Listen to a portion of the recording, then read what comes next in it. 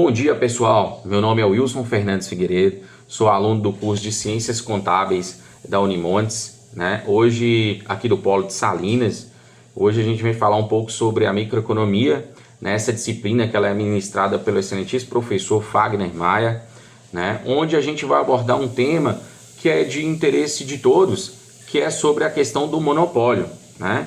Então, por exemplo, o que é o monopólio? O monopólio, ele na verdade, ele é uma estrutura de mercado que ele exerce grande influência sobre os preços e a concorrência, né? O nosso objetivo aqui hoje é compreender como ele se forma, na verdade, como ele se forma e quais são seus impactos econômicos e sociais, principalmente como ele se manifesta no contexto atual que nós vivemos, né?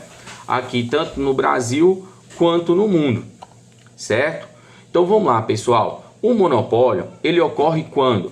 Ele ocorre quando uma única empresa, ela domina a questão da oferta e determina o bem ou o serviço.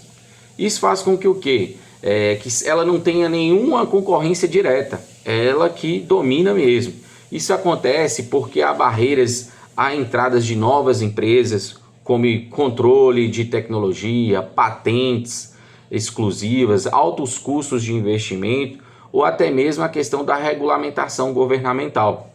Então, assim, são vários fatores que acabam contribuindo para que ocorra esse monopólio. Nessa estrutura de monopólio, o monopolista, o que ele faz? Ele determina o preço de venda.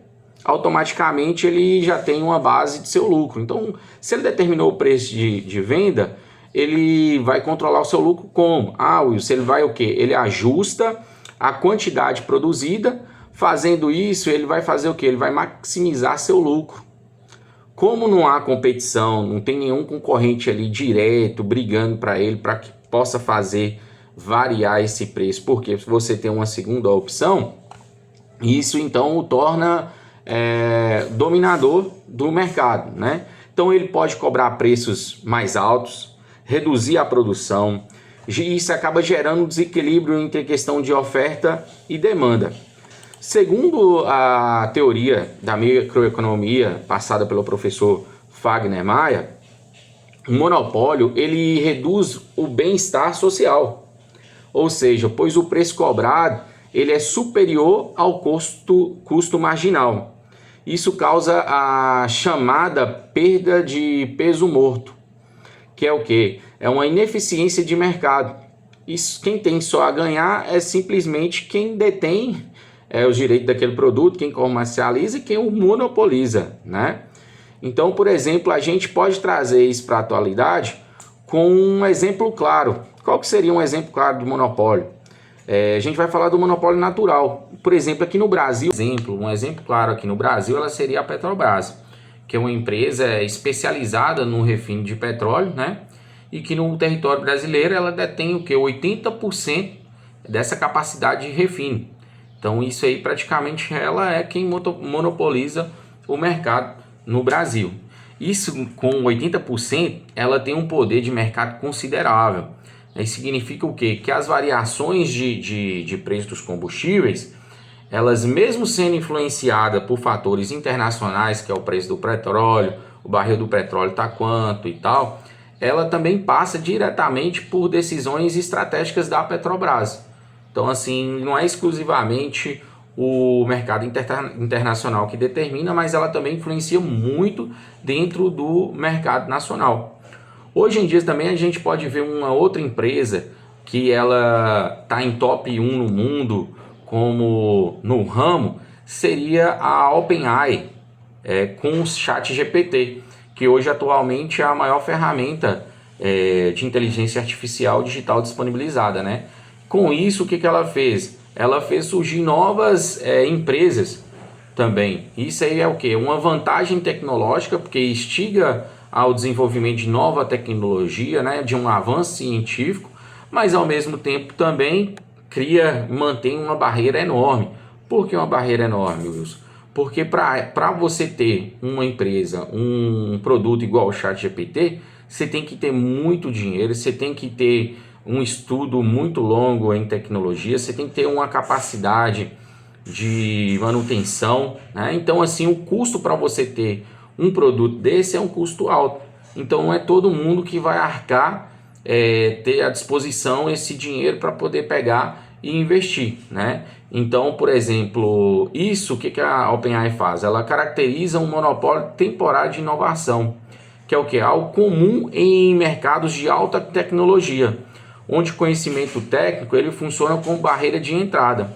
Mas isso aí já gerou novas empresas, como as empresas chinesas, né? Que vem também com produtos semelhantes, concorrente, a Gemini do Google também, né? Então isso aí estica novas tecnologias e é um avanço científico. Esses casos eles mostram que o monopólio ele pode surgir tanto por controle de recursos, recursos estratégicos, quanto por inovação tecnológica.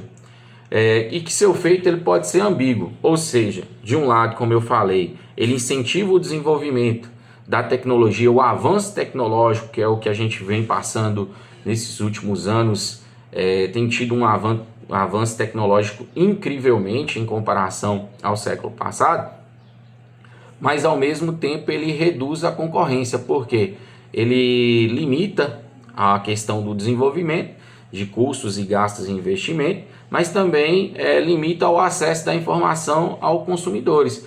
Por quê? Porque ele vai ter um preço estratégico. Então, assim, ele não vai ter um preço tão baixo onde que todo mundo vai ter acesso, ele vai se limitar, né? Então, pessoal, em resumo, o monopólio, na verdade, ele é uma estrutura de mercado que se caracteriza pela ausência de concorrência direta. Isso resulta em preços mais altos, né? E menor produção. Como a gente já falou, né? Ele vai determinar o quanto ele vai produzir, altamente controlando a questão da oferta e demanda, seu preço e sua margem de lucro, né?